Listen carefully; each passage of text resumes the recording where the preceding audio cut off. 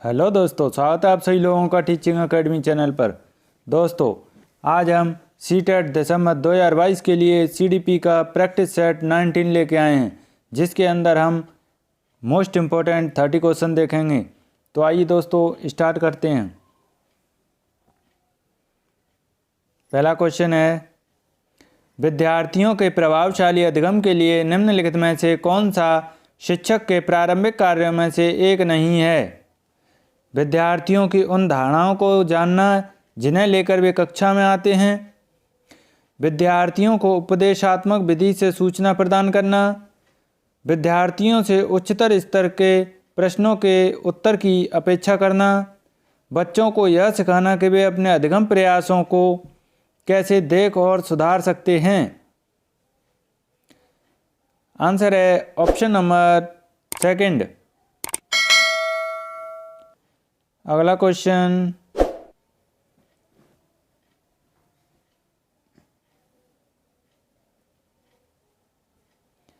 विकास के सिद्धांतों के बारे में निम्नलिखित में से कौन सा कथन गलत है? विकास वंशानुगत और वातावरण के बीच सतत अन्योन्य क्रिया से होता है। विकास परिपक्वन और अधिगम पर आधारित होता है।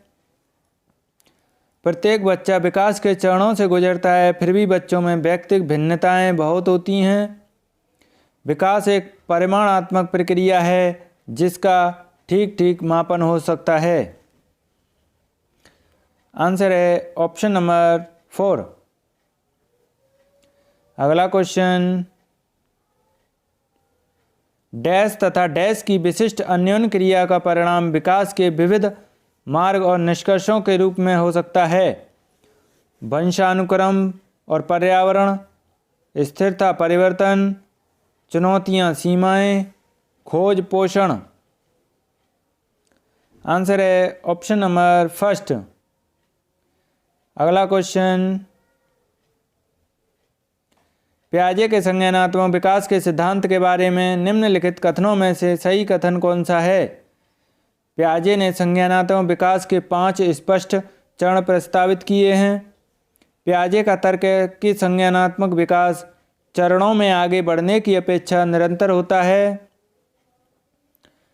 किसी चरण को छोड़ा नहीं जा सकता क्योंकि ये चरण स्थिर हैं। बच्चों के सांस्कृतिक आधार के अनुसार इन चरणों का क्रम बदला जा सकता है। आंसर है ऑप्शन नंबर 2। अगला क्वेश्चन,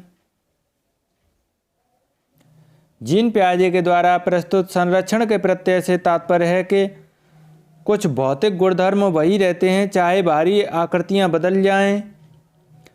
वन्य जीवन और वनों का संरक्षण बहुत महत्वपूर्ण है। परिकल्पना पर विधिवत परीक्षण से सही निष्कर्ष पर पहुंचा जा सकता है। दूसरों के परिदृश्य को ध्यान में रखना एक महत्वपूर्ण संज्ञानात्मक क्षमता है। आंसर है ऑप्शन नंबर 1। अगला क्वेश्चन, संज्ञान और संवेग के बारे में निम्नलिखित कथनों में से कौन सा कथन सही है? संज्ञान और संवेग एक दूसरे से स्वतंत्र प्रक्रिया हैं। संज्ञान और संवेग परस्पर जुड़े हैं और एक दूसरे को प्रभावित करते हैं। संज्ञान संवेगों को प्रभावित करता है किंतु संवेग संज्ञान को प्रभावित नहीं करता। संवेग संज्ञान को प्रभावित करते हैं किंतु संज्ञान संवेगों को प्रभावित नहीं करता। आंसर है ऑप्शन नंबर 2। अगला क्वेश्चन, विविध शिक्षार्थियों वाली एक समावेशी कक्षा में सहयोगी अधिगम और समवयस्कों से सीखना सक्रिय रूप से निरुत्साहित किया जाना चाहिए और प्रतियोगिता को बढ़ावा देना चाहिए। केवल कभी कभी प्रयोग किया जाना चाहिए क्योंकि यह सहपाठियों से देना चाहिए तुलना को बढ़ावा देता है। सक्रिय रूप से प्रोत्साहित किया जाना चाहिए जिससे समवयस्कों को स्वीकार्यता बढ़े। कार्यान्वित नहीं किया जाना चाहिए और विद्यालय को क्षमताओं के अनुसार अलग अलग किया जाना चाहिए। आंसर है ऑप्शन नंबर 3।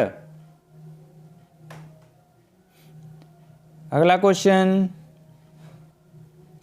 कोई शिक्षिका अपनी कक्षा में फर्नीचर की तीखी धार वाले किनारों को रुई से ढका रखने को कहती है और छुओ तथा अनुभव करो वाले सूचना पट्टों का उपयोग करने को कहती है।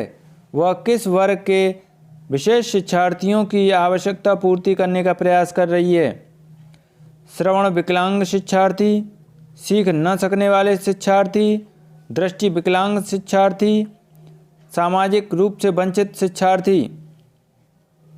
आंसर होगा ऑप्शन नंबर 3। अगला क्वेश्चन, प्रतिभाशाली बच्चों के लिए सबसे अच्छे शैक्षिक कार्यक्रम वे होते हैं जो प्रत्यास्मरण के द्वारा ज्ञान की प्रवीणता पर बल देते हैं, उन्हें अधिगम के न्यूनतम मानकों तक काम करने को प्रेरित करने के लिए उपहारों और पुरस्कारों का उपयोग करते हैं, उनके चिंतन को प्रेरित कर उन्हें विविध विचारों में व्यस्त रहने के अवसर देते हैं, उनके आक्रामक व्यवहार को नियंत्रित करते हैं। आंसर है ऑप्शन नंबर 3। अगला क्वेश्चन, जो विद्यार्थी एक ही अवतरण को पढ़ते हैं फिर भी इसके बिल्कुल भिन्न अर्थ लगाते हैं, उनके बारे में निम्नलिखित में से क्या सत्य है? संभव है क्योंकि शिक्षक ने अवतरण को समझाया नहीं है, संभव नहीं है और विद्यार्थियों को उसे दोबारा पढ़ना चाहिए, संभव है क्योंकि व्यक्ति के अधिगम को विविध कारण विभिन्न विधियों से प्रभावित करते हैं, संभव नहीं है क्योंकि अधिगम का आशय अभ्यर्थी लगाना नहीं है। आंसर है ऑप्शन नंबर 3। अगला क्वेश्चन, बाल्यावस्था की अवधारणा से क्या अभिप्राय है? यह कि बच्चे शून्य से शुरुआत करते हैं और उनके गुण पूरी तरह से परिवेश के द्वारा निर्धारित किए जाते हैं। यह विभिन्न सांस्कृतिक संदर्भों में सार्वभौम रूप से समान है। समकालीन सामाजिक संरचनावादी मनोवैज्ञानिकों के अनुसार यह एक सामाजिक संरचना है। यह है कि बच्चे दुष्ट रूप में पैदा होते हैं और उन्हें सभ्य बनाना होता है। आंसर है ऑप्शन नंबर 2। अगला क्वेश्चन, निम्नलिखित में से कौन सी मध्य बाल्यावस्था की विशेषता है? अधिगम मुख्य रूप से संवेदी एवं चालक गतिविधियों द्वारा घटित होता है। शारीरिक वृद्धि एवं विकास बहुत तेज गति से होता है। अमूर्त रूप से सोचने तथा वैज्ञानिक तर्क का प्रयोग करने की योग्यता विकसित होती है। बच्चे तार्किक एवं मूर्त रूप से सोचना प्रारंभ कर देते हैं। आंसर है ऑप्शन नंबर 4। अगला क्वेश्चन, निम्नलिखित में से कौन सा अधिगम के आकलन को उजागर करता है? शिक्षक मानक उसे विद्यार्थियों के उत्तरों को करके उनका आकलन करता है। शिक्षक विद्यार्थियों को ध्यान देने के अलावा उनको अवधारणात्मक कामी करता है। शिक्षक पाठ्य पुस्तकों में दी गई जानकारी के आधार पर विद्यार्थियों का आकलन करता है। शिक्षक विद्यार्थी के निष्पादन का आकलन दूसरों के निष्पादन की तुलना में करता है। आंसर है ऑप्शन नंबर 2। अगला क्वेश्चन, बाल केंद्रित का अर्थ है बच्चों के अनुभव और उनके काम को प्रमुखता देना। शिक्षक द्वारा बच्चों को आदेश देना कि क्या चाहिए, निर्धारित सूचना का अनुसरण करने में बच्चों को बताना, कक्षा में सारी बातें सीखने के लिए आगे होना। आंसर है ऑप्शन नंबर 1। अगला क्वेश्चन, निम्नलिखित में से कौन सा कथन भाषा और विचार के बारे में पियाजे और वाइगोत्स्की के दृष्टिकोण का सही वर्णन करता है? पियाजे के अनुसार पहले विचार जन्म लेता है और वाइगोत्स्की के अनुसार विचार पर भारी प्रभाव पड़ता है। वाइगोत्स्की के अनुसार पहले विचार जन्म लेता है और पियाजे के अनुसार भाषा का विचार पर भारी प्रभाव पड़ता है। दोनों मानते हैं कि बच्चे की भाषा से विचार है। दोनों भाषा को बच्चों के विचारों से जन्म लेती हुई मानते हैं। आंसर है ऑप्शन नंबर फर्स्ट। अगला क्वेश्चन, विद्यालय यात्रा पर जाने के लिए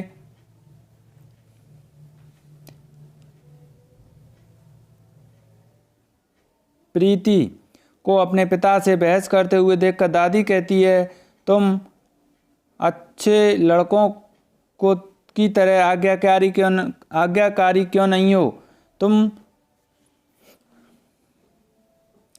लड़कों की तरह व्यवहार करोगी, सड़कों नहीं है लड़कों होगा। लड़कों की तरह व्यवहार करोगी तो तुमसे कौन शादी करेगा? यह कथन निम्नलिखित में से किसको प्रतिनिधित्व करता है? लड़कियों और लड़कों के स्वभाव के बारे में रूढ़िबद्ध धारणा, लिंग समरूपता, लड़की के लिंग की पहचान, डैश के पालन पोषण में परिवार की कठिनाई। आंसर है ऑप्शन नंबर फर्स्ट। अगला क्वेश्चन, शिक्षा के अधिकार अधिनियम 2009 के अनुसार विशेष आवश्यकता वाले बच्चों को पढ़ना चाहिए, खासतौर पर उन्हीं के लिए बनाए गए विशेष विद्यालयों में। घर पर माता पिता और देखभाल करने वालों के साथ जो उन्हें आवश्यक सहायता उपलब्ध कराएं। समावेशी शिक्षा व्यवस्था में इस प्रावधान के साथ कि उनकी व्यक्तिगत आवश्यकताओं की पूर्ति की जा सके। व्यावसायिक प्रशिक्षण केंद्रों में जो उन्हें जीवन कौशलों के लिए तैयार करेंगे। आंसर है ऑप्शन नंबर थर्ड। अगला क्वेश्चन, जिस कक्ष में विविध पृष्ठभूमि से विद्यार्थी आते हैं वहाँ एक प्रभावी शिक्षक समूह में व्यक्तिगत भिन्नता को बताने के लिए उनकी सांस्कृतिक जानकारी पर ध्यान देगा। वंचित पृष्ठभूमि के विद्यार्थियों को कठिन परिश्रम करने के लिए कहेगा ताकि वे अपने साथियों के बराबर पहुंच सकें। सांस्कृतिक जानकारी की अनदेखी करेगा और एक सर्वमान्य तरीके से अपने सभी विद्यार्थियों के साथ व्यवहार करेगा। समान आर्थिक पृष्ठभूमि के विद्यार्थियों का समूह बनाएगा और उन्हें एक साथ रखेगा। आंसर है ऑप्शन नंबर फर्स्ट। अगला क्वेश्चन, परिवार एवं पास पड़ोस बच्चों के समाजीकरण की द्वितीयक एजेंसियां हैं, प्राथमिक एजेंसियां हैं, मनोवैज्ञानिक एजेंसियां हैं या मध्य एजेंसियां हैं। आंसर है ऑप्शन नंबर सेकंड। अगला क्वेश्चन, वाइगोत्स्की के अनुसार जब एक वयस्क बच्चे के निष्पादन के वर्तमान स्तर को सहयोग द्वारा विस्तारित करता है तो उसे क्या कहते हैं? अंतःव्यक्तिनिष्ठता, खोजपूर्ण अधिगम, समीपस्थ विकास का क्षेत्र, पाड़ या ढांचा।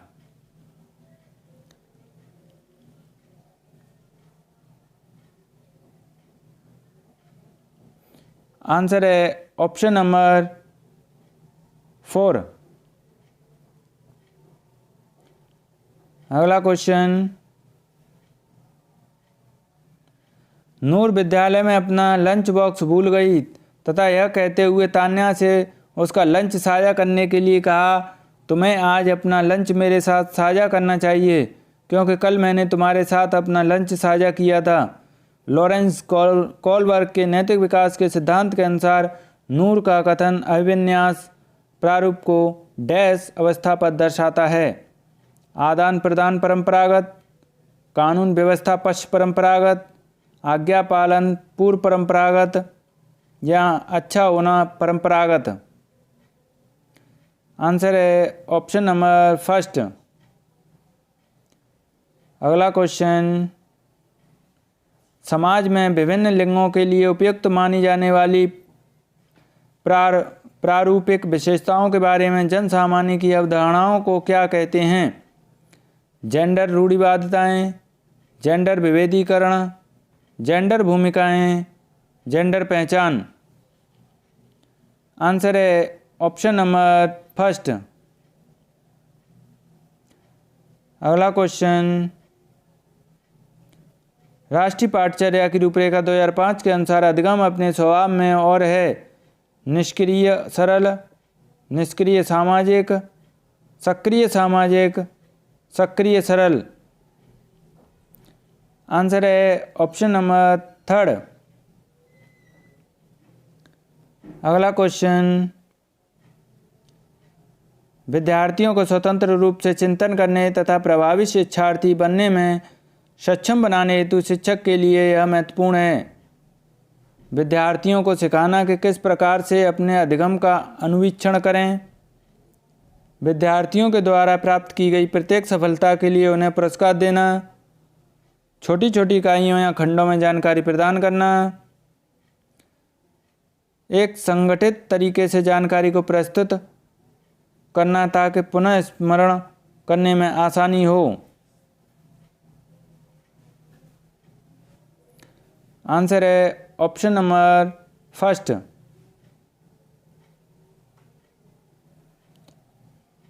अगला क्वेश्चन, यदि कोई शिक्षक चाहे कि उसके विद्यार्थी समस्या समाधान कौशल प्राप्त कर लें तो विद्यार्थियों को ऐसे क्रियाकलापों में लगाना चाहिए जिनमें हो प्रत्यास्मरण, रटना और समझना, बहुविकल्पीय प्रश्न वाले स्तरीकरणकृत कार्यपत्रक, ड्रिल और अभ्यास, पूछना, तर्क करना और निर्णय लेना।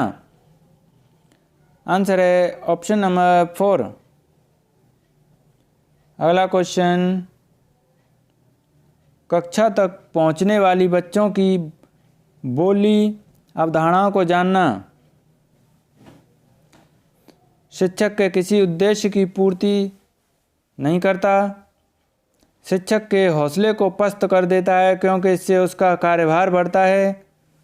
शिक्षक के लिए अपने शिक्षण को अधिक सार्थक बनाने की योजना बनाने में सहायक होता है। शिक्षक की योजना और शिक्षण में रुकावट बनता है। आंसर है ऑप्शन नंबर 3। अगला क्वेश्चन, सार्थक अधिगम है वयस्कों और अधिगम सक्षम साथियों का अनुकरण, उद्दीपक तथा उत्तर के बीच युग्मन तथा साहचर्य, दी गई सूचना का निष्क्रिय ग्रहण, निजी अनुभवों से ज्ञान की संरचनाओं का सक्रिय निर्माण। आंसर है ऑप्शन नंबर 4। अगला क्वेश्चन, लॉरेंस कोलबर्ग के नैतिक तर्क के सिद्धांत की अनेक बातों के लिए आलोचना की जाती है। इस आलोचना के संदर्भ में निम्नलिखित में से कौन सा कथन सही है? अपनी सैद्धांतिक रूपरेखा पर पहुंचने के लिए कोलबर्ग ने पियाजे के सिद्धांतों को दोहराया है। कोलबर्ग ने नैतिक तर्क के प्रत्येक सोपान के लिए विशेष उत्तर नहीं दिया है। कोलबर्ग का सिद्धांत बच्चों के प्रत्युत्तरों पर ध्यान केंद्रित नहीं करता। कोलबर्ग ने अपने अध्ययन को मूलतः पुरुषों के नमूनों पर आधारित रखा है। आंसर है ऑप्शन नंबर 4।